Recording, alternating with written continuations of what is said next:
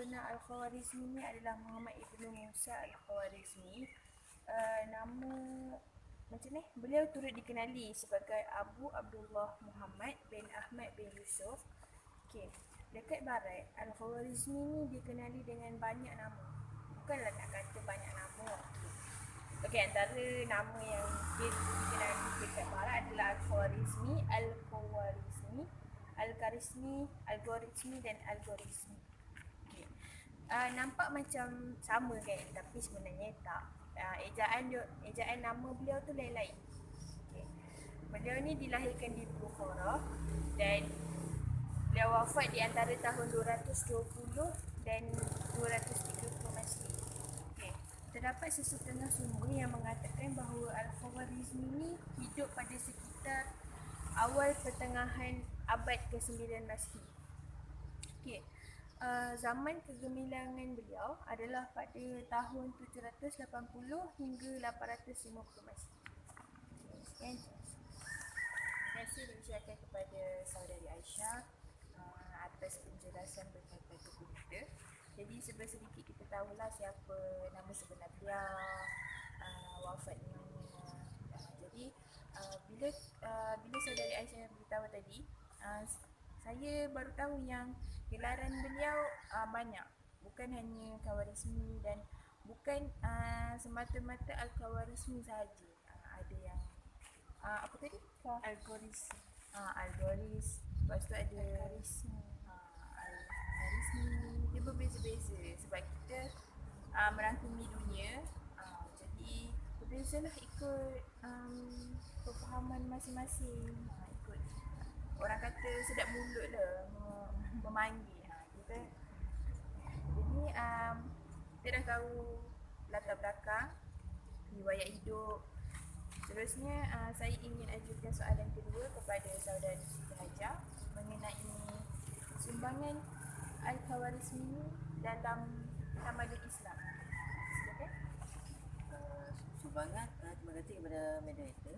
Okey, sumbangan tokoh Khawarizmi ini terbagi bertiga, iaitu matematik, geografi dan astronomi.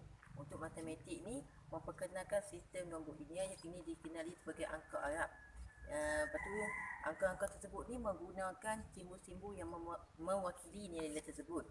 Dengan adanya angka sifar, operasi, tambah, tolak dan sebagainya dapat diselesaikan dengan mudah, malah membolehkan ilmu sains dan teknologi berkembang dengan pesat. Untuk yang kedua pula ialah geografi. Sumbangan Khawarizmi dalam ilmu geografi turut cemerlang.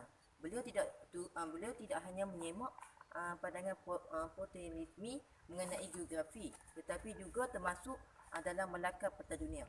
Hasil kerjanya yang lain turut meliputi kerja-kerja asal yang berkaitan dengan jam dan alat-alat yang menunjukkan waktu serta kaji bintang. Yang last sekali ialah astronomi. Dalam astronomi ini, beliau dikatakan bekerjasama dalam pengukuran darjah di bawah pemerintahan Khalifah Ma'mun Al-Rashid yang mana bertujuan untuk mengukur isi padu dan lilitan bumi. Pembangunan ilmu kaji bintang dan atau ilmu falak olehnya mempunyai makna yang cukup besar terhadap kemajuan dalam bidang ilmu sains, astronomi yang mana beliau turut menulis buku mengenainya. Sekian, terima kasih. Terima kasih saudari Siti Hajar. Sangat terperinci dan juga bagi saya cukup detail lah sumbangan Al-Khawarizmi dari segi matematik, astronomi, geografi. Jadi kita beritahu wujudnya peta daripada siapa, darab bahagi konsep itu daripada siapa. Jadi semua itu diperkenalkan kepada zaman ketika zaman beliau oleh beliau sendiri iaitu Al-Khawarizmi. Jadi di situ kita boleh pandang beliau merupakan orang yang sangat hebat bagi saya, memperkenalkan seperti yang diperkatakan oleh saudari Siti Hajar, bintang. Jadi bila contoh kita macam berlayar dekat lautan, kita nak tengok arah utara, timur di mana, kita boleh tengok buruj. Buruj tu merupakan contoh yang sangat membuka minda kita lah tentang Al-Khawarizmi ini sebagai seorang yang hebat, cendekiawan yang hebat bagi saya.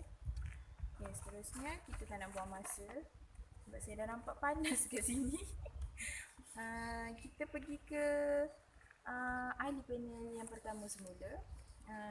Saudari, boleh tak saudari ceritakan sedikit mengenai latar belakang pendidikan? Okay, terima kasih saudara moderator. Latar belakang pendidikan beliau. Al-Khwarizmi ni adalah seorang tokoh Islam yang berpengetahuan luas meliputi dalam bidang logik, falsafah, geometri, aritmetik, kimia, muzik, kejuruteraan dan sejarah Islam. Banyak tu. Okay. Dekat Eropah, beliau ni terkenal sebagai guru algebra dan mencipta penggunaan secants dan tangents dalam penyelidikan ilmu trigonometri dan astronomi. Okey, pada usia mudanya, Al-Khwarizmi ni bekerja di bawah pemerintahan Khalifah Al-Ma'mun di Bait Al-Hikmah di Baghdad. Okey, beliau ni suka bekerja di balai cerap untuk mendalami ilmu matematik dan astronomi serta pernah memperkenalkan angka-angka India dan cara-cara perhitungan India kepada dunia Islam. Okey, Al-Khwarizmi ni adalah tokoh pertama yang memperkenalkan ilmu algebra dan ilmu hisab. Ilmu hisab ni macam ilmu kira-kira lah, ilmu hitungan. Okey.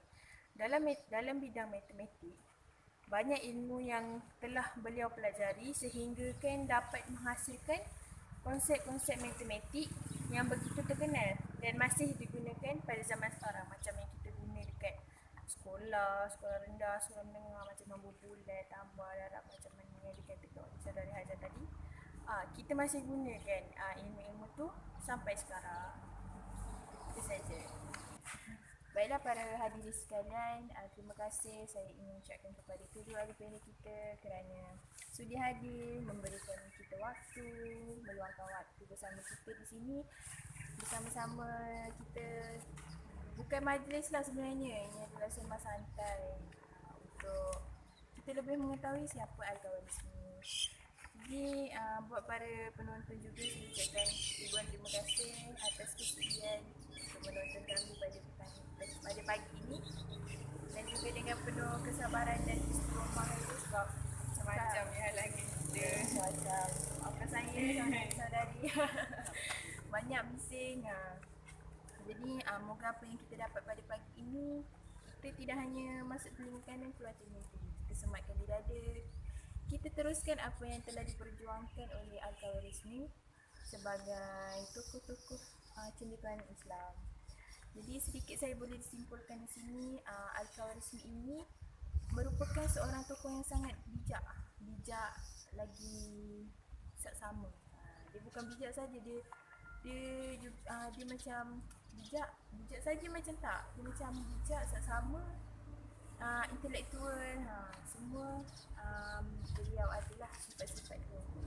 Dan juga memperkenalkan ilmu matematik kepada semua, tidak langsung dan ini kita gunakan untuk kehidupan seharian. Dia macam memperkenalkan bukannya kosong-kosong, dia macam sangat relate dengan kehidupan seharian kita. Jadi Al-Khwarizmi ini juga menghasilkan beberapa kitab yang kita boleh buat rujukan, dan kitab itu ada sampai zaman sekarang, zaman kita ni. Jadi sidang penonton yang dihormati, saya memohon maaf atas kekurangan daripada saya, pihak moderator dan juga pihak-pihak ahli panel. Apa yang kami beritahu itu kalau tidak cukup boleh berjumpa kami lagi, kalau tidak faham juga boleh saja. Jadi sebelum berpisah, terimalah sebuah pantun daripada saya. Kalau berjalan dah sampai ke batas, kalau berkayu dah sampai ke pulau, kalau mendaki dah sampai ke puncak, kita telah sampai ke penghujung bicara. Tuailah pagi antara masak, esok jangan layu-layuan. Entahlah kami antara nampak, esok jangan rindu-rinduan. Ini akhir kalam daripada saya.